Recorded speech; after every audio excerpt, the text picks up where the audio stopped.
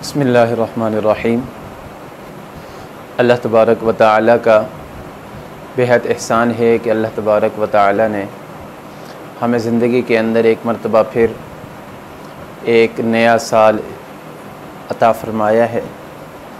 इसलिए तमाम हज़रात को हिजरी साल 1444 की बहुत बहुत मुबारक हो।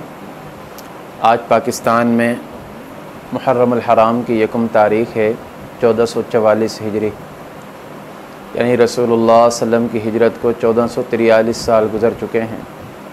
तो ये क़मरी साल जो है मुहर्रम अल हराम से शुरू होता है।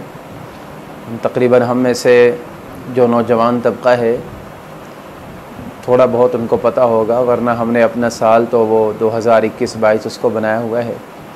हमारी पहचान, हमारी शनाख्त, हमारी तारीख़ वग़ैरह सारी अगर हम तारीख़ पढ़ते हैं तो हिजरी साल के साथ मिली होती है। तो इन मौक़े के ऊपर जायज़ तफरीह की इजाज़त दी जाती है कि आप खुशी मना सकते हैं। मुसलमान की खुशी और गमी जब भी होती है उसके अंदर अल्लाह तबारक व तआला की नाफरमानी नहीं होती। तो तमाम हज़रात को नए साल की बहुत बहुत मुबारक हो। नए साल की इब्तिदा और इंतहा हमें बताती है कि इस ज़िंदगी के अंदर हमने कभी भी कोई भी काम अपनी जान से ज़्यादा अज़ीज़ भी हमने अपने मज़हब इस्लाम को रखना है। नए साल की जब इंतहा होती है तो हमें ज़िलहज के महीने में 2 अज़ीमुश्शान हस्तियाँ सैयदना उस्मान गनी रज़ी अल्लाह तआला अन्हु की शहादत भी नज़र आती है, जो 18 ज़िलहज को हुई। 27 ज़िलहज को सैयदना उमर फ़ारूक रज़ी अल्लाह तआला अन्हु ज़ख्मी होते हैं और 1 मुहर्रम अल हराम सन 24 हिजरी को सैयदना उमर फ़ारूक रज़ी अल्लाह तआला अन्हु का यौम शहादत है।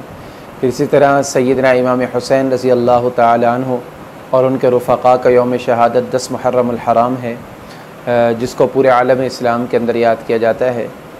तो कहने का मकसद ये है कि हमने हमेशा अपने आप से भी ज़्यादा मुक़द्दम अपनी जान से, अपने रिश्तेदारों से, सबसे ज़्यादा मुक़द्दम मज़हब इस्लाम को रखना है। और नए साल के अंदर ये आज़म करने का दिन होता है कि आज हम ये आज़म करें कि अगला साल हमने पूरा अपने आप को इस्लाम के लिए, खिदमत इस्लाम के लिए और इस्लाम को फ़ायदा पहुँचाने के लिए हमने वक्फ़ करना है। वक्फ़ से मुराद ये नहीं होता कि और कोई काम नहीं करना, बल्कि आप ज़िंदगी के किसी भी शोबे के अंदर हैं, आप किसी भी शोबे से मुंसलिक हैं, कोई भी काम आप कर रहे हैं तो उसके अंदर ये देखें कि इस मेरी फ़ील्ड से इस्लाम और मुसलमानों को कितना फ़ायदा पहुँच रहा है। सबसे पहले इस्लाम और मुसलमानों को फ़ायदा पहुँचाने की कोशिश करनी है।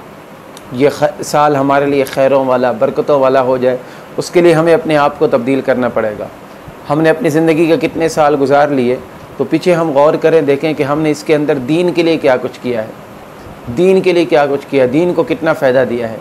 अगर फ़ायदा दिया है तो बहुत अच्छी बात है, अगर फ़ायदा नहीं दिया तो ये सोचने का मकाम है कि हम इतने वक्त गुजार चुके, अब मुझे भी पता नहीं, आपको भी पता नहीं कि आगे हमारे साथ क्या होने वाला है, कितने दिन हम बाकी हैं। तो ऐसी ज़िंदगी गुजारें, अगला साल ऐसे गुजारें कि ये साल हमारे लिए बायस नदामत ना हो बल्कि बायस फ़ख्र बन जाए कि हमारा ये साल बहुत अच्छा गुज़रा है। तो मुझे भी दुआ में याद रखिएगा। अस्सलामु अलैकुम व रहमतुल्लाहि व बरकातुहू।